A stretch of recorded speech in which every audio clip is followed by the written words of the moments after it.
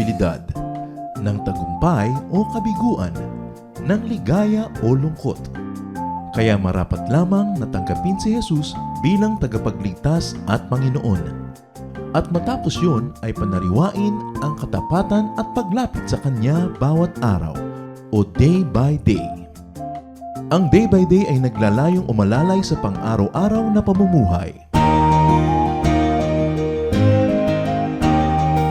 Narito po si Kuya Ed Lapis sa mensaheng pinamagatang 5 Dangerous Thoughts.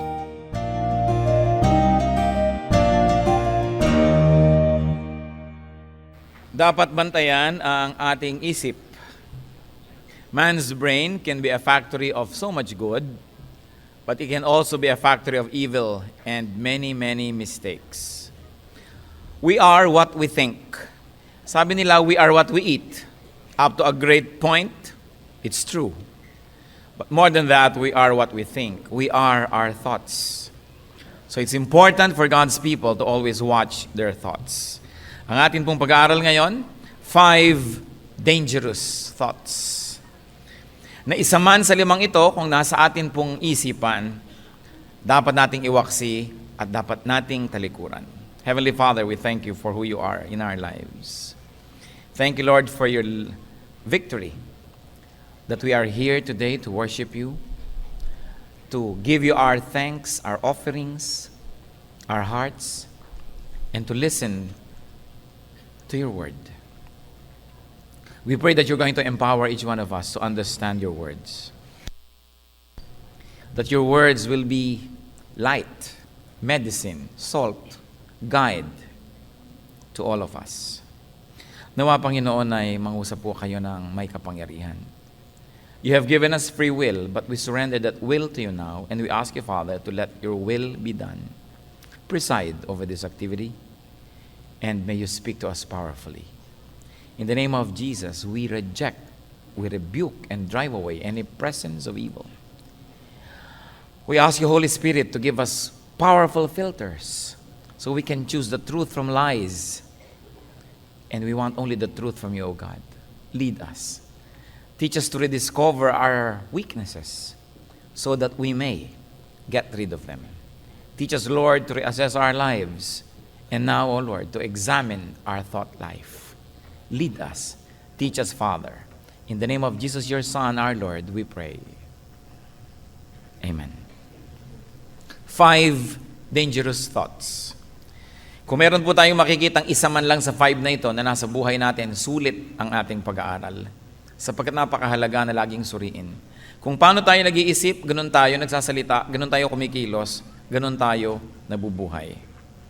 One great lie that must be corrected is the thought that security is found in connections or possession. Many people develop great networks in their lives, relationships with people, so that they'll feel secure. Many people try to rise above others so that they could go to higher and ever heightening positions because they think that security is found in connections or possession. But security is found only in obedience to God. Nung unang panahon po, si Queen Esther was already queen and she was in a very, very comfortable, very nice position. But there was trouble. And for a while, she was not clear about what she should do, whose side she should take, and what act she should do. But her relative reminded her of a great important truth. Esther 4:12-14. When Esther's words were reported to Mordecai, he sent back this answer. Do not think that because you are in the king's house, you alone of all the Jews will escape. For if you remain silent at this time, relief and deliverance for the Jews will arise from another place, but you and your father's family will perish. And who knows but that you have come to royal position for such a time as this. The king was deceived into making a very harsh decree that the Jewish people would be destroyed.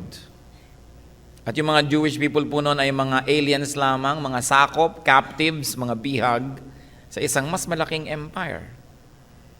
And Esther became queen of that empire, Well, one of the wives of the king anyway.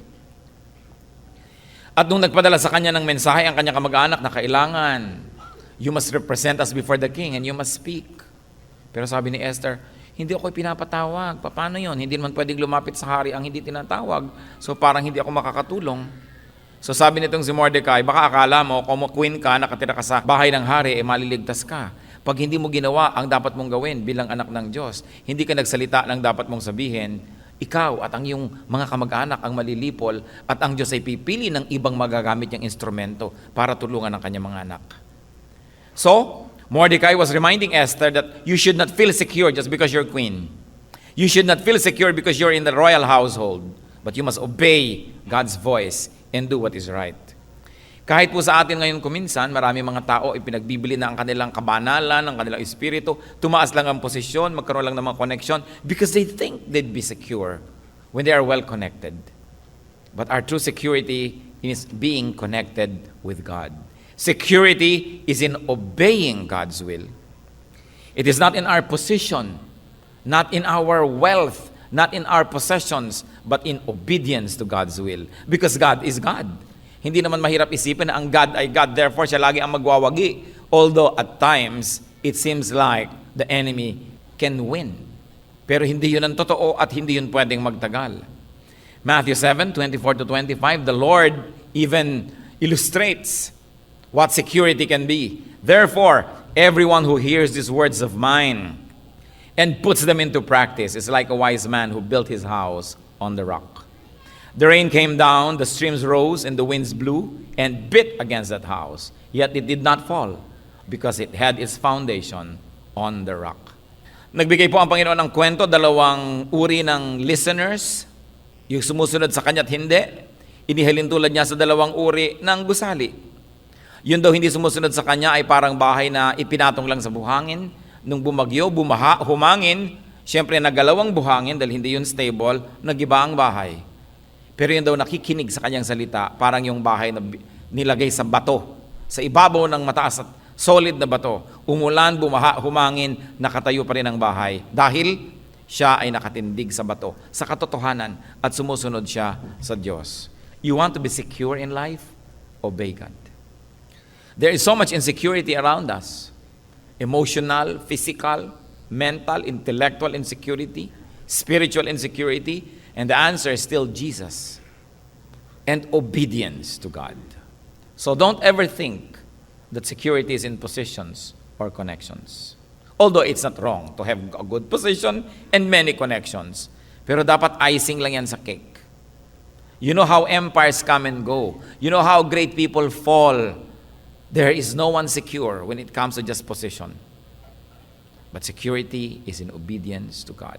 Is there any area of your life that God is asking to be obeyed? And we are disobeying precisely because we want to be more secure. What do you think? That by obeying God, you will be more insecure or more weakened? Obey God. Another dangerous thought that seems to be prevalent in society and must definitely be never, ever found among God's people is to take advantage of the weak. To take advantage of people who are not strong. Zechariah 7:10, do not oppress the widow or the fatherless, the alien or the poor. In other words, the widow, the fatherless, the orphan, the foreigner, the poor share a common denominator. They are weak. Hindi sila malakas, sila'y mahina. Mga balo, mga ulila, mga banyaga, at mga maralita. In a manner of speaking, Zechariah is saying, do not oppress the weak. Do not take advantage of the weak. Nangungutang na nga dahil gipit na gipit, papatawan mo pa ng pagkalaki-laking interest. Hindi you're taking advantage of somebody's weakness. Dala-dala na nga sa iyo yung hikaw, yung alahas, ibinebenta dahil magpapagamot, lalo man tatawaran ng tatawaran at babaratin ng babaratin. Kaya nga nagbebenta yung tao dahil nagigipit. Maraming mga tao pagka nakakita ng weakness, sasamantalahin. Kaya po maraming mga bata abused. Kumisan abused ng sariling magulang, verbally abused. Abused kung minsan ng pangalawang asawa, pangalawang husband, pangalawang wife. abuse kuminsan ng mga pinapakitirahan, ng mga tiyo at tiya, because children don't know any better. Hindi nila alam ang mga pwede nilang lagyan, tayuan at posisyon, kaya madali silang pagsamantalahan at kawawain. Kaya maraming mga mangmang ang naaagawan ng mga lupa at mga ari-arian, pinagsasamantalahan ng marurunong. Ang karunungan ay dapat ginagamit para ating arugain at tulungan ang mga mangmang, hindi sila para pagsamantalahan. Kaya nakikita natin po yung mga illegal aliens sa ibang mga developed economies, palibas at alam ng mga employer na wala itong visa para magtrabaho o wala itong work permit, babayaran ng keliit-liit sa kalaki-laking ginagawa, pagsasamantala sa isang mahina. Because when you have no legal personality, you are very weak. Kahit sa mga magnobyo at magnobya, nangyayari ito. Lagi na lang napakatigas ng loob nung isa kasi alam niya, nasukat na niya na yung boyfriend niya laging susuko. Kaya ang lakas-lakas niya loob makipag-away. Kahit naman ayaw niya makipag-away at gusto na rin niya makapagkasundo, pero alam niyang mas mauunang susuko ito kasi mas mababa ang loob, mas mahina ang loob. Kaya lagi na lamang na kanyang pinagmamalupitan. Samantalang kung alam mong mahal na mahal ka niya at hindi makatiis na wala ka, dapat mo nga lalong mahalin hindi yung pagsamantalahan. Dahil alam na alam mo. O hindi ba hinihintay ka niya, hayaan mo maghintay, hindi aalis yan. Hindi ba dapat nating lalong pahalagahan yung nagpapahalaga sa atin? Kaya yung mga magulang, hoy, pagtayo nyo anak pag ikinasal, tapakan mo siya ha. Una mong ilabas yung paa mo sa pinto ng simbahan para makaya mo siya. Sa kagustuhang kayanin ang kapwa. Sa halip na ituro ang mabuti na o magsunuran kayo sa isa't isa at ikaw ay sumuko sa kanya at sumuko siya sa iyo. Ang itinuturo ng mga kamag-anak ay ikaw ang magwagi, ikaw ang kailangang mamayani. Kita nyo kung ito ay iisipin ng isang tao sa kanyang mapapangasawa, sino pa ang hindi niya pagsasamantalahan pag nanghina? Kaya may mga teachers na napagsasamantalahan ng mga estudyante na gustong pumasa pero ayaw naman mag-aral. Because people take advantage of the weak. Sa mga magkakaibigan at magkakabarkada, lagi nilang merong isang mascot, laging merong isang para siyang payaso. Isa siyang lagi nilang inuutusan, binibiro, binabatok-batukan, kinakawawa. Samantalang mabait nga yung tao, kaya nangyayari yun. Shouldn't we value that person all the more? But you know, if water follows the path of least resistance, well, it's because it is water.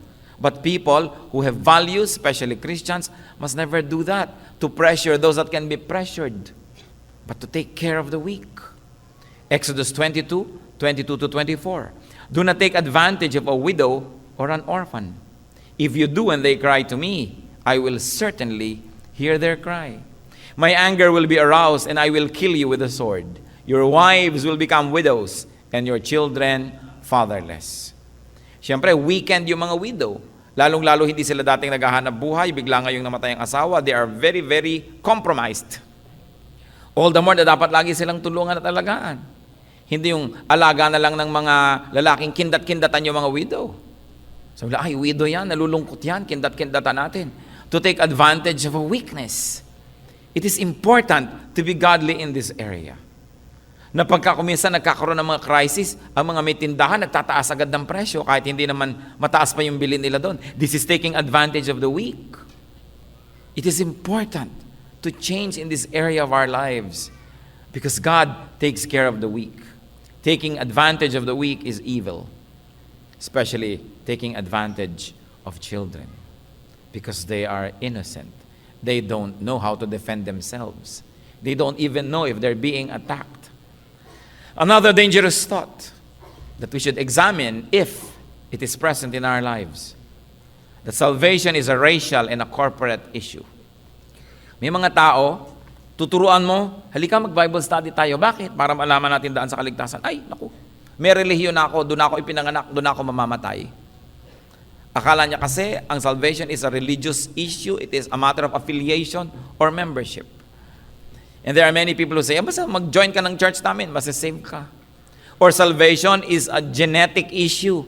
Ay, ang mga Israelite lang ang save. Kailangan kopyahin natin ang mga Israelite para tayo masave din. Kopyahin natin ang kanilang tugtog, ang kanilang kasuotan, ang kanilang pagkain, ang kanilang kultura, ang kanilang mga piyesta para tayo masave. Nowhere does the Bible teach that. In fact, the Lord speaks about Israelites becoming too proud of themselves. Matthew 3:9. And do not think you can say to yourselves, we have Abraham as our father. I tell you that out of these stones, God can raise up children for Abraham. Sabi ng Panginoon sa mga nagyayabang dahil sa kanilang heritage, dahil sa mga Hudyo, hindi na namin kailangan yung salita mo, hindi na namin kailangan ng ganitong teaching kasi ang heritage namin, we are Jewish. Sabi ni Lord, aba, huwag niyo ipagyabang na magulang niyo si Abraham. Kahit itong mga batong ito, kung gugustuhin ng Diyos, pwedeng mga anak ni Abraham, maging anak niya ni Abraham. Huwag yan ang ipagmalaki ninyo. So, importante yon mga kapatid na iniisip din natin yan because we are surrounded by so many people who say, kami lang ang save. Pagka-member namin kayo, masasave kayo. O kopyahin natin ang ganitong lahi sapagkat sila ay mas maka-Diyos. Sapagkat ang tunay na Espiritu ng Diyos ay maaring manahan sa bawat lahi, sa bawat bansa, sa bawat tao. Hindi natin kailangan mangopya ng iba para lamang tayo maging maka-Diyos. That when we understand God and we reinterpret the Spirit and the universal truth of God in our lives, then we indigenize the faith and it even becomes more powerful. So do not consider yourself permanent or indispensable in God's economy just because of connections, just because of affiliation. Salvation is always personal. Yung personal relationship natin sa Panginoon, mahalaga. That it is possible to know Jesus as Savior and Lord in whatever place you are in whatever religious affiliation you have. But after receiving Jesus as Savior and Lord, and when we read the Bible and when we weigh it, natural, nagkakaroon ng pagbabago yung ating religious practices. But practices alone do not save. Salvation is very personal. Kaya sabi sa John 1:12, yet to all who received Him, to those who believed in His name, He gave the right to become children of God. So this is to all who received Him. In whatever station in life, to all who received the Lord, they were saved. Huwag po tayong magkakaroon ng sobrang pagmamalaki tungkol sa ating mga affiliation, sa ating mga memberships, sa religious identity, because spirituality is personal. Meron pa pong isang thought na very dangerous, na dapat lagi nating sinisiyasat ang ating sarili. I am above others. I am above others intellectually, mas marunong ako kaysa sa inyo. So pag nagsalita ako, makikinig kayong lahat. Pag nakiksasalita kayo, hindi ko kailangan makinig. Lalo sa mag-asawa, mas marunong ako sa iyo, mas may pinag-aralan ako sa iyo, mas malaki ang kita ko sa iyo. So shut up ka lang, ako lang magkasalita. I am above you. I am above others materially. Mas mayaman ako, mas marami kong dinodonate, mas marami kong binibigay. Therefore, I deserve more attention. I should be heard more. I should be more prominent. I am above others socially. Organizationally, I am above others. Mas mataas ang ranggo ko. Ito po isang malaking sickness ng napakaraming mga tao, maski kuminsan mga anak ng Diyos. Na laging nagmamataas, inilalagay ang sarili sa mas mataas na dapat lagyan. Romans 12:3, do not think of yourself more highly than you ought, but rather think of yourself with sober judgment. Kaya nag-away tayo, ikaw ang dapat unang bumati kasi mas mataas ako kaysa sa iyo eh. Mas tama ako, mas superior ako kaysa sa iyo. Dumarating ako, pansinin na ako dahil mataas ang aking kalagayan. Pag may sinasabi ako, makinig kayo. Pag meron akong kagustuhan, yun ang dapat mangyari. Pupunta tayo sa isang restaurant, so ano mangyari? Yung magustuhan ko ang kainin natin. Meron tayong panonooring pelikula, yung gusto kong papanoorin natin. This is childish behavior. Nakikita po natin ang mga tao habang nagmamature, lalo tayo nagiging mapagbigay. Sige, kung ano ikaliligaya mo, nagpaparaya tayo. Pero yung laging gusto mo ikaw ang nangakapangyari, ikaw lagi ang nasusunod, it's a sign of childishness. I am above others. Mayroong mga taong hindi makate ng Bible study because I am above the teacher. Mas marunong ako mag-pronounce ng F kesa sa teacher. Mas tama ang grammar ko. Mas mataas ang pinag-aralan ko. Mayroong hindi makakasama ng choir kasi mas magaling ako kaysa sa director. You know, there's a big problem when it comes to subordinating ourselves to other people. And this is one of the major factors why many people cannot find a ministry in the church. Because they don't want to be submissive. They think that people should submit to them all the time. Kaya ipinapaalis ng Panginoon sa atin yung ganyang spirit. Sabi, submit to one another. Outdo one another in acts of humility, not in acts of pride and arrogance. And there's another very prevalent, dangerous thought. I will satisfy my lusts. Lahat ng hilig ko, gagawin ko. Lahat ng gusto kong bilhin, bibilin ko.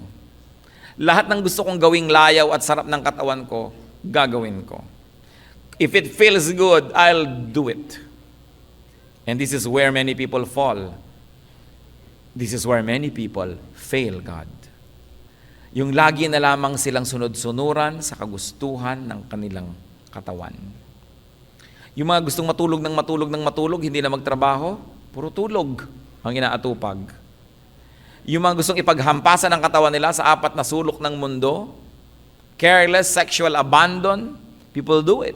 Sabi, this is my body, so I'll do with it whatever I want. No, sir. No, ma'am. Your body is not yours. Sabi sa Bible, you do not even own yourself because you are owned by God. So glorify God in your body. That your body is a temple of the Holy Spirit. That we should glorify God through our lifestyles. Hindi puro indulgence, give in. If it feels good, do it. And this is what negative advertising or the negative effects of advertising can do to us. Na bumagsak na yung resistance natin, lagi nating sundin ang ating gusto. So, estudyante, gustong umabsent sa klase, yun ang gagawin. 7 taon na sa high school, second year pa rin. Mga anak na gustong sundin ang kalooban nila, they will disobey their parents kahit mabuti ang ipinapagawa sa kanila. Mga asawa na hindi marunong magbigay sa kanilang kapwa, sa kanilang asawa.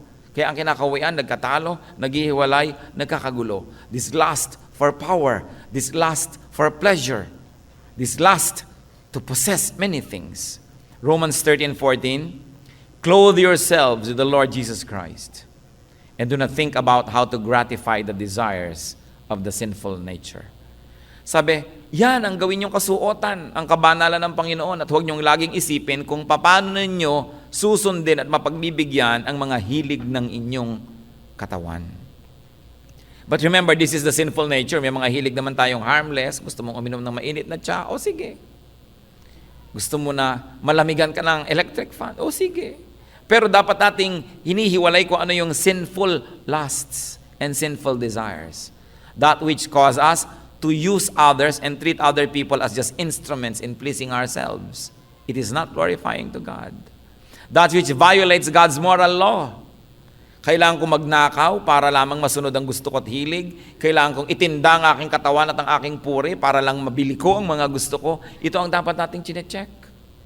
O kaya yung lust for pride. Hindi natin maisurrender ang ating sarili sa dapat nating sukuan. Hindi natin makasundo yung dapat kasunduin. Hindi tayo nagbibigay, humihingi ng patawad, nagsasabi ng sorry because it is in my lust to what? To always win. Sabi, do not think about how to gratify the desires of the sinful nature. And of course, the reverse is how to gratify the urgings of the Holy Spirit. It is in the mind where everything happens. Because the moment your mind decides that you should lose a spiritual battle, then your body follows and you lose. Ang dapat nating bantayan, lagi na ang ating isip. Magtataka ka, ang mga tao, may gate ang bahay, may lock. Ang pinto may lock or locks. Pag pumasok sa kwarto, may lock pa uli. Ang mga bintana, may rehas. Yung mga ibang bahay, may mga alarm pa pag biglang may pumasok at hindi nila papasokan. May mga bantay pang aso. Yung iba, may bantay pa talagang security guards ang mga bahay. Talagang hindi nila papayagan na pasukin ang kanilang bahay. Pero, pinapayagan nila na lahat ng kasalanan, lahat ng dumi, lahat ng basura, pumasok sa isip nila. May bantay pa daw sa pinto, may rehas pa daw sa bintana, pero kahit ano na lang makita sa TV, kahit ano na lang makita sa pelikula, kahit anong mabasa sa mga signboard, madinig sa mga radyo, sa mga advertisement, kinakain lahat, pinapamuhay lahat. Ayaw nila na nabaviolate ang kanilang private space, pero pag may nagbubulong na, gumawa tayo ng mali, gumawa tayo ng masama, pinapayagan nilang pumasok sa tenga nila. Wala man lang proteksyon ang isip. Wala man lang barrier, walang bakod. Lahat na lang ng pwedeng marumi at kasalanan, pwedeng tumambak sa isip. And remember this, pag matagal na iniisip, pag laging nadidinig, ang tendency, sundin. Kaya mga advertisements, nagbabayad sila ng malaki, paulit-ulit yung message nila kasi pag laging nadinig, tumatanim sa utak At mamaya, hindi ka na nag-iisip pag nasa supermarket ka, pinipick up mo na yung produkto na lagi mong nadinig na ina-advertise. Kaya mahalaga, mga kapatid, babantayan natin ang ating isip. Sino ang mga tao na ginagamit ni Satanas para bulungan kayo ng kung ano-anong mga temptation? Bubulong-bulong sa'yo, hoy, gawin natin to. Gimmick tayo. O ito ang payo ko sa'yo, kailangan ganitong gawin mo. Fini-filter po ba natin yan? May salaan ba tayo? Ang salaan natin dapat ang salita ng Diyos. We say, well, what you're saying is really against Matthew 7 verse 2. But wow, we're talking. No? Pag sinasabi mo na yung sinasabi mo, hindi yan biblical. It is precisely against Zechariah 3:7. Yung alam mo, dapat kasi alam nating bantayan ang ating isip. Sapagkat si Satan, walang gagawin niya na direct. Hindi naman niya hahawakan yung kamay mo para ipasampal ang yung kalaban. Kakausapin niya ang iyong isip. At sa dami ng nakita mong mga drama na sampalan ng sampalan, ang tendency mo talaga, manampal ka na rin. Sa dami ng napapanood mo kung isang drama ng mga yung sobrang witty, kunwari, yung mga salita na nakakapagpababa ng kapwa at nagpapataas sa sarili, cutting others and elevating oneself, ganyan yung mga script ng mga drama. Marami kang mapapanood ng mga tao ngayon sa tunay na buhay, ganun sila magsalita. Magkano ka? Doble mo. Aba? Pang TV ang script nito. Di ba? Yung iinsultuhin yung kapwa ng katuloy-tuloy na non-stop na pagsasalita, pang Sharon ko na yata na script ito Pero kapapanood, lumalabas sa bibig. Kaya dapat sabi natin, pelikula lang yan, hindi yan totoo. Pero pag sinabi natin na ito ang gagawin ko, sobra ang effect sa atin ng media. Dapat bantayan. Dinidiktahan tayo, sinisigawan tayo, kinakausap tayo every waking moment. Kahit saan ka tumingin may billboard, kahit saan ka makinig na radyo, may nadidinig kang commercial. Manood ka ng TV, puro commercial. Tingnan mo yung magazine, puro advertisement. They all like to sell. And do they care if you have to sell your soul just to be able to buy their product? They don't.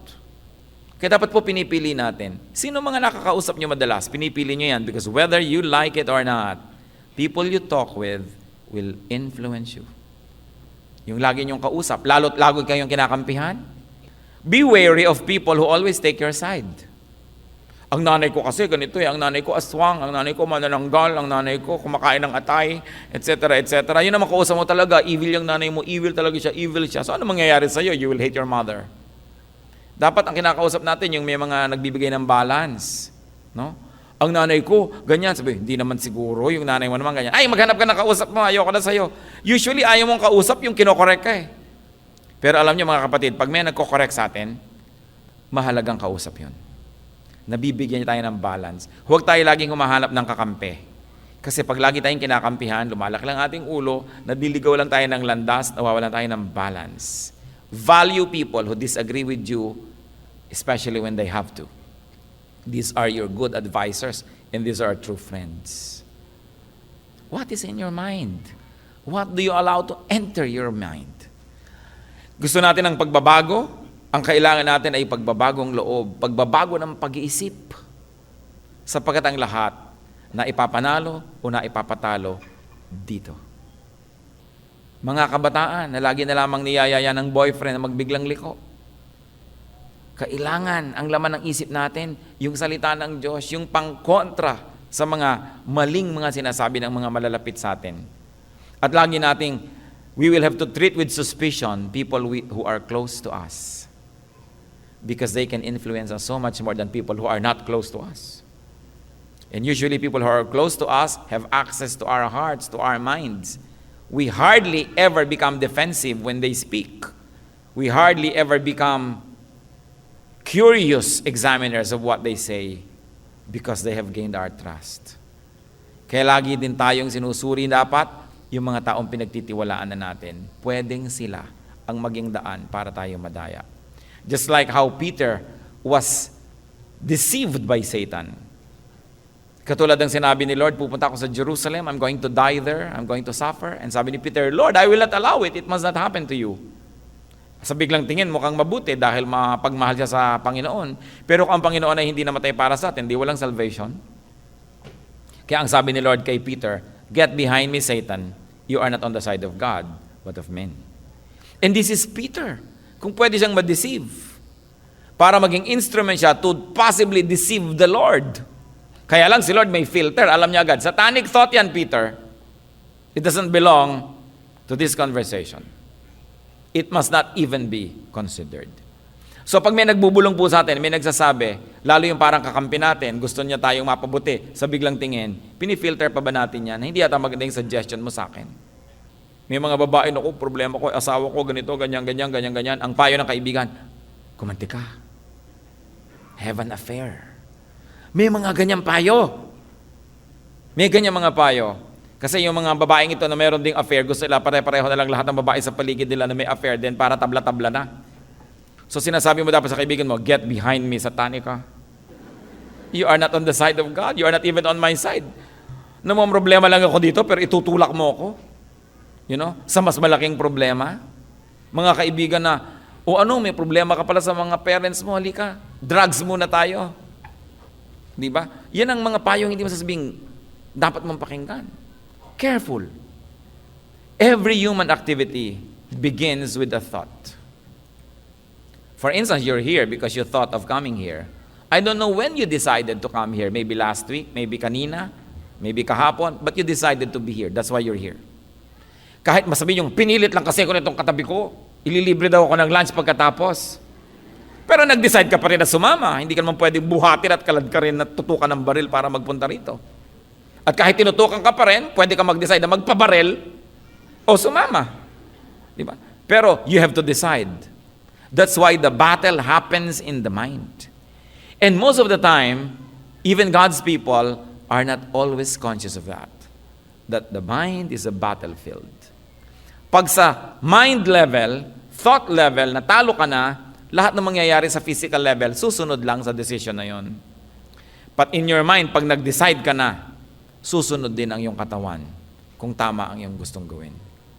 Control the thoughts and you control life's direction. You control the activity. You control the outcome. Kung minsan may mga magsasabi, Pastor, litong-lito na po ako kung saan-saan po napupunta ang buhay ko. Aba, hindi mapupunta ang buhay mo sa ganon kung hindi ka nag-decide na sumunod doon. Makiayon, makianod, sumama. Kaya magulong buhay mo kasi magulong isip mo. Kaya naligaw ang buhay mo, naligaw ang pag-iisip mo. Kaya napatama ang buhay mo dahil napatama rin ang iyong pag-iisip. So it all starts with the mind. Therefore, we have to be very careful. Alam niyo po, merong mag-asawa nung panahon ng first generation Christianity, first century Christianity. May need ang church, so itong mag-asawang Ananias and Sapphira, tulad ng mga ibang mga members ng church, they decided to sell a property so that they would give the proceeds of that sale to the church because the church had a need. At matapos makapagbenta ng property ang mag-asawang ito, nagpasya silang dalawa na dayain ang church. Sabihin natin, ganito lang ang pinagbentahan para may kupit tayo. Nag-agree ang mag-asawa. At nung sinabi nila kay Peter na ito po ang pinagbentahan natin, sa Acts 5:3, Peter said, Ananias, how is it that Satan has so filled your heart that you have lied to the Holy Spirit and have kept for yourself some of the money you received for the land? Mag-asawa kayo, nanumpa kayo sa church, nagbigay kayo ng commitment, pagkatapos na dumating na yung pera, naging cash na yung land nyo, binless kayo, naging ano na yan, na-liquidate, eto na ngayon. Magkakasundo naman kayo ngayon na dayain yung church. At alam nyo yung mag-asawa po na yon, namatay sila nung araw na yon. They dropped dead in front of everybody. Isa-isa, kasi una dumating yung asawa, tapos mamaya sumunod yung isa, kaya hindi sila sabay, pero pareho silang namatay nung araw na yon. Ano po ang kanilang pinakamalaking pagkakamali? Pinayagan nila si Satan, sabi, how is it that Satan has so filled your heart? It is also a way of speaking, how is it that Satan has so filled your mind? That's why it is important for us not to allow Satan to fill our minds, to influence our thoughts. We should control and examine our thoughts. Kung minsan, pwede na tayo sa etiquette. Nakokontrol na natin ating bibig, nakokontrol na natin ating kilos, yung ating good manners and right conduct. Pero what is in our mind? That's a good question. Because what is in your mind will always find a way to come out in your life, through your life, and by the life you live. All of us should be careful to label and identify dangerous thoughts. And what do you do when you hear An ungodly thought, expel it, reject it right away. Crush it underfoot like a poisonous scorpion because it is. Huwag na nating pinapatagal pa. Ano kaya, magkating classes ako bukas? Huwag nang patagal pa. No, that's not a good thing to do. Ano kaya, kupitan ko ang aking magulang? Ano kaya, dayain ko ang aking asawa? O makipagkasundo ka na doon sa yung hindi kasundo? Huwag na, saka na lang. Yung mga delaying tactics ni Satan para mawalan tayo ng kapayapaan. Kita niyo po yung mga pamilya na nagkakaayos-ayos, nagkaka-reunite because they decide in their minds that they would do the right thing. And then they begin to benefit. Pero kita niyo rin yung mga pamilya nagkakaaway-away because they decide in their minds to do the wrong thing. Mag-agawa ng mga mana, mag-agawa ng mga lupa, mag-agawa ng kotse, ng pianong bulok. Nag-aaway-away ang mga magkakapatid sa walang kakwenta-kwentang bagay because they decide to do that. What is in our thoughts? How can we be more careful? Dear God, thank you for reminding us that we should stand vanguard, Lord. That we should be watchful. That we should not permit evil to enter our minds. In this very sensual world, O Lord, teach us to be spiritual. Teach us to close our eyes, not to stare, not to look when we shouldn't. Teach us not to listen when we shouldn't. At kung ano man nadidinig namin, nakikita namin, nakakarating sa aming isip, turuan niyo kami, Lord, na laging suriin ito. So napakahalaga, Panginoon, humihingi kami ng karunungan to understand your word and that you may give us wisdom to apply your word in our daily life. Nawa, Panginoon, ma-i-apply namin ang iyong mga karunungan sa pang-araw-araw na buhay. At kung meron sa amin ngayon ng mga kapatid, mga kaibigan, na biktima ng isang mahinang pag-iisip, laging natatalo ng kaaway, humihiling kami, Panginoon, ng kalakasan. From here on, O God, we ask that you make us more sensitive to the kind of thoughts that we are tempted to think of. Nawa, Panginoon, mas maging conscious kami na iniisip pa lang namin, pagsisihan na namin kung mali. At kung may iniisip kaming tama, nagmumula sa iyo because all good things come from you. Teach us, Lord, to execute these good things right away, in their correct time. Kung meron sa amin, Panginoon, na lagi na lang reklamo ng reklamo, it's a kind of thought pattern. Forgive us. Teach us, Lord, how to be more appreciative of you and your blessings. Kung meron sa amin na lagi na lang nagsususpecha, laging marumi ang isip, turuan mo kami, Panginoon, na tingnan kung ano ang mabuti at makilala ito. Bagamat patuloy kaming humihiling na makita din namin kung anong malit, makilala namin ito. Kung meron sa amin, Lord, ang impulse agad magsamantala sa mga mahihina, teach us to change our ways. Kung ang tendency namin, Lord, pag na-hurt is to hurt too, gumanti, turuan niyo kami, Panginoon, to have a gentle spirit. Kung kami may mga katamaran, mga habits that make the lives of people around us miserable, teach us to change our ways. At kung meron kami, Lord, ng mga magagandang katangian na dapat magawa para lalong magbigay ng kasiyahan sa aming mga kasambahay, mga mahal sa buhay, turuan mo kami mag-isip ng mga bagay na ito. Whatever is true, whatever is noble, whatever is good, teach us such things. At turuan mo rin kami, Panginoon, na mahalin ang aming bayan, pagtulong-tulungan na iahaw ng aming bayan sa maraming mga kahirapan at suliranin. Sa halip na magturo-turuan, manisin ng iba, ipakita mo rin ang aming mga pananagutan. Teach us to always look into ourselves, Lord, and to find our responsibility for why things happen around us. Pag-iisip na maka-Diyos, pag-iisip na mapagtiwala sa iyo, Panginoon, pag-iisip na mapayapa. Teach us your ways. Teach us to think like you.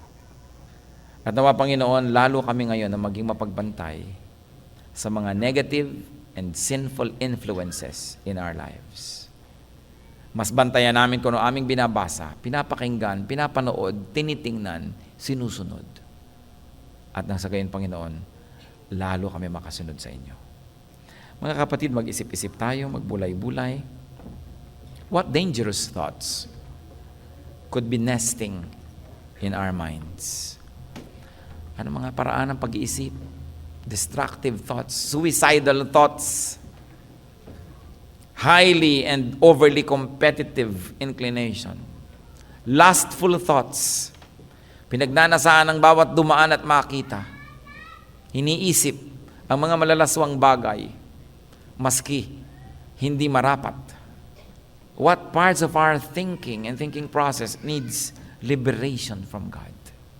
Anong uri ng pag-iisip natin na lagi na lamang na naghahanap ng saya, umiiwas sa problema, hindi hinaharap ang mga pananagutan? The way we think, the way we reason, ang ating mga biases, other people we dislike for no reason at all just because we're biased against them, maybe racially, regionally. Anong uri ng pag-iisip mayroon tayo? Do we glorify God? Jesus is truth. The truth sets free. Are we free to think intelligently? Are we free to think of holy and noble things? Or are we in bondage to evil thoughts all the time?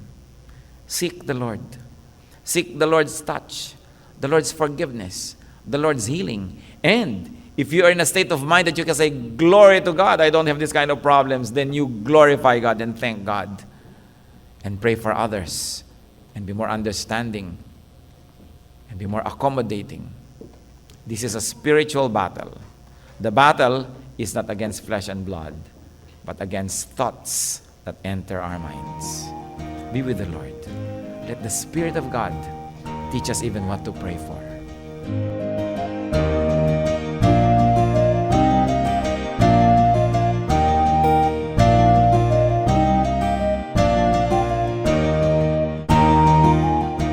Ang katatapos pong mensahe ni Kuya Ed Lapiz ay pinamagatang 5 Dangerous Thoughts.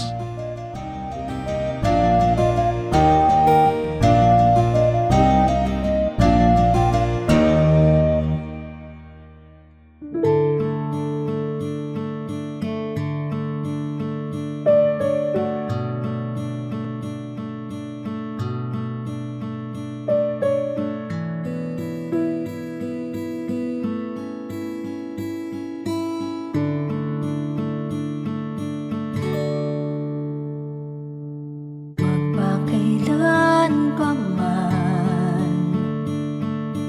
magpawalang hanggan, pag-ibig niyo sa akin, di nababago ng hangin, kahit saan pa man, kahit na sino man, kayo'y sa aming piling, di man maabot ng damdamin. Ang pag-ibig niyo'y wagas, hindi magwawakas. Ako ay niligtas.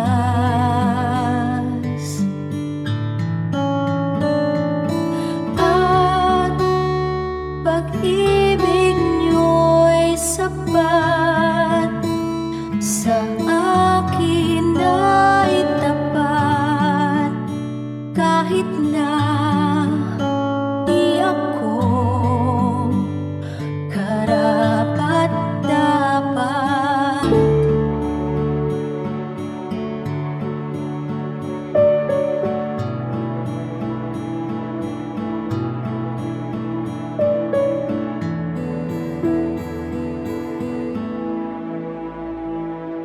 Magpakailan pa man,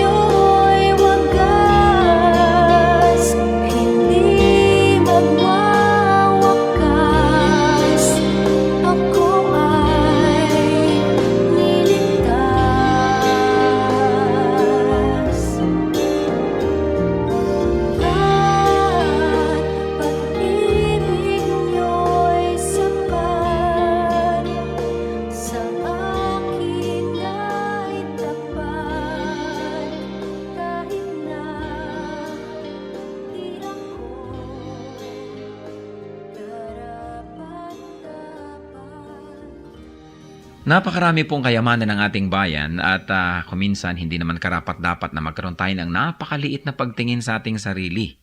Nangyayari lang yon kung hindi natin kilala ang ating nakaraan, hindi natin kilala ang mga kayamanan ng ating bayan na nagpapaganda sa atin pong lahi. Kaya naman dapat natin kilalanin ang nakaraan, ang kasaysayan, at ang mayayamang mga pamana sa atin ng ating mga ninuno. Ang mga hiyas po ng ating lahi, ang mga kayamanan ng ating bayan ay binubuo ng maraming bagay. At isa na rito ang musika. Ang musika ay salita daw ng kaluluwa. Ang musika ay napakabisang paraan upang ipahayag ang ating damdamin, ang ating mga pangarap at ang ating mga pagpapahalaga. Sa Pilipinas po, ang musika ay paraan ng pagpapahayag ng mga espiritual na bagay. Ang mga Pilipino kapag gumagawa ng musika kadalasan ay upang sumamba. Kaya tayong mga Pilipinong Kristiyano ay dapat lamang na mag-aral ng mga tugtog ng ating bayan at gamitin naman natin ito sa pagsamba sa Panginoong Hesus. Dapat nang bawiin ang musika ng Pilipinas mula sa kung ano-anong mga paggamit na hindi ayon sa kalooban ng Panginoon. At ito naman ay dapat ialay sa paanan ni Jesus upang lalong makadagdag sa marami, makulay at magagandang paraan ng pagpapahayag natin ng ating pananampalataya. Ang musika ng bayan, hiyas ng lahi, hiyas ng bayan. Narito at ating pakinggan ang mambayo, mga tunog ng pagbabayo ng palay na may kasamang mga awit mula sa mga kalinga.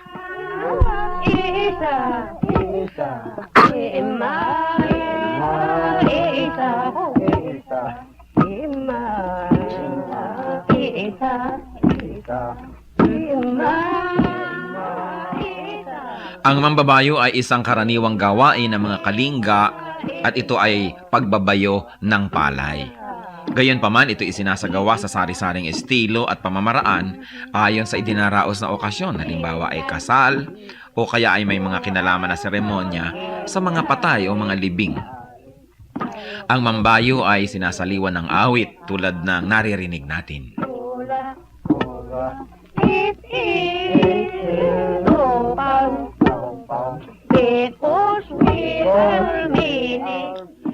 Ang sinasaliwan ng awit na pagbabayo ng palay ay ginagampanan ng 8 kababaihan at sinasagot naman ng mga kalalakihan. Paulit-paulit at mauulit na maririnig ang ritmikal na pag-awit ng mga salitang ima, isa o insa.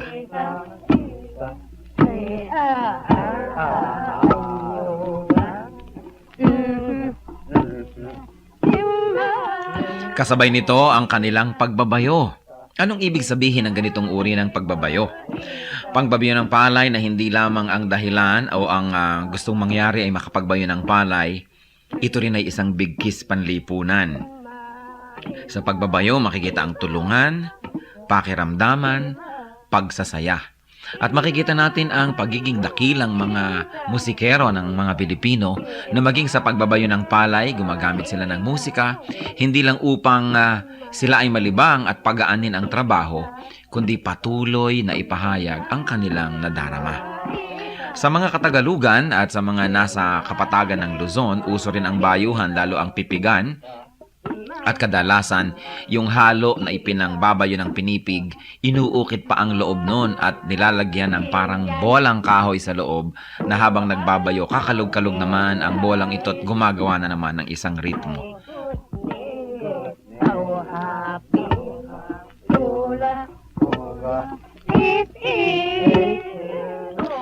Yan po ang mambayo, ang pagbabayo ng palay na may saliw ng mga awitan ng mga kalinga. Ano po ang maaari nating matutunan sa kayamanang ito ng ating lahi? Na ang bawat gawain natin ay maaaring saliwan ng musika. Lalong-lalo naman ang pagsamba natin sa Panginoon, ang ating mga paglilingkod, na sa paglalagay natin at paglalapat ng musika, hindi lang gumagaan ang ating trabaho, kundi na ipapahayag din natin ang ating damdamin. Musika ng bayan, kayamanan ng ating lahi, hiyas na dapat makilala at ingatan.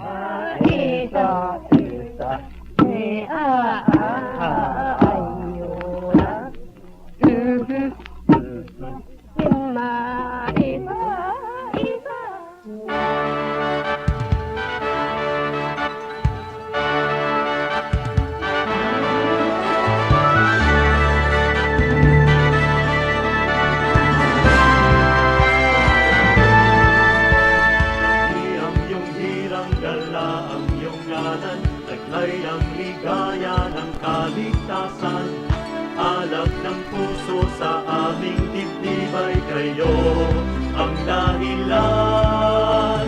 Utawi ang nahihimbing na damdamin, isingin ang aming yaring isipan. Tangang lakas ay gawin niyong alipin sa inyo ang pagsamba. Pagsamba, dalis ay napagsamba sa dakilang ngalan niya.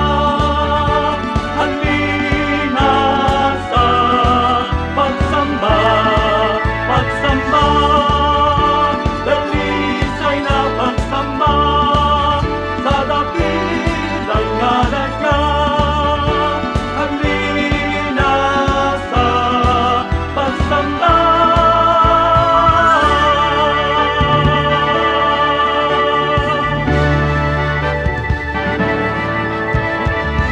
Ang iyong hirang dala, ang iyong ngalan, taglay ang ligaya ng kaligtasan.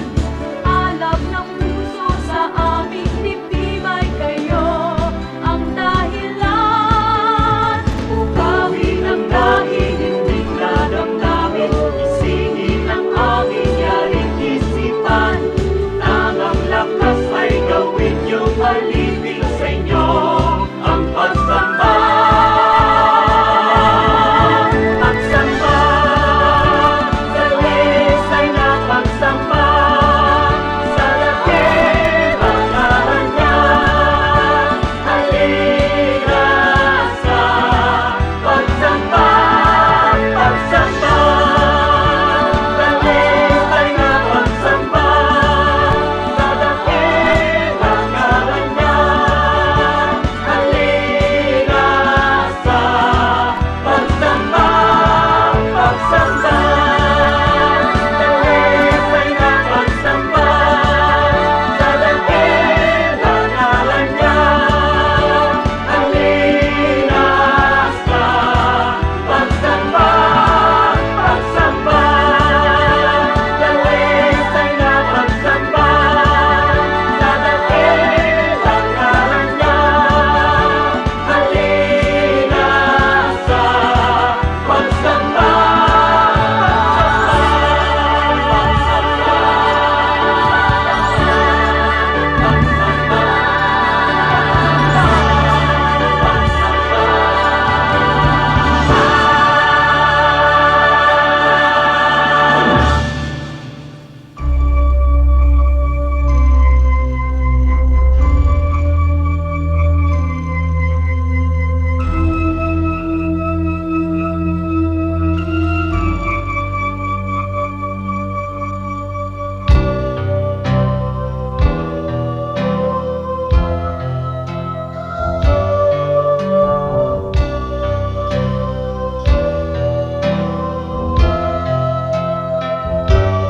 Bakit labis na pag-ibig ang nais kong ibigay?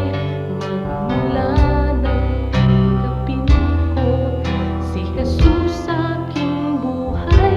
Noon ng Diyos sa puso ko'y isang katang-isip lamang.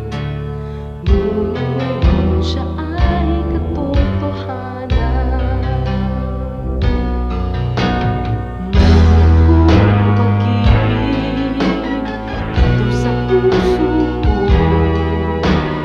Mayroon akong pag-ibig, nais kong ibahagi lagi sa inyo. Mayroon akong pag-ibig na hindi mamamatay. Mayroon akong pag-ibig, ito ay panghabang buhay. Labis-labis na pag-ibig ang sa'yo'y naghihintay. Pag sa puso'y tanggapin mo si Jesus na siyang buhay. Noon ng Diyos sa puso'y isang katang-isip lamang. Ngunit ngayon siya ay katotohanan. Mayroon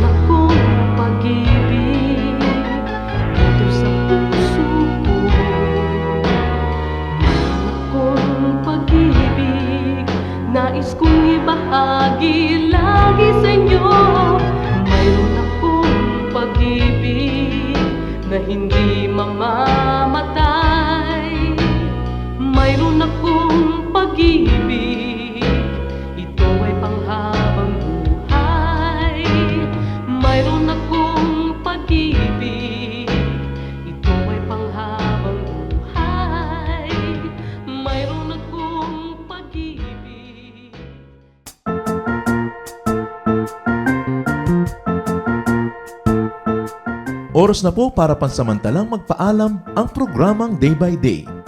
Tayo po'y magsama-sama tuwing ika-6 hanggang ika-7 ng umaga, araw-araw. Magandang umaga po at mabuhay ang Panginoong Hesus!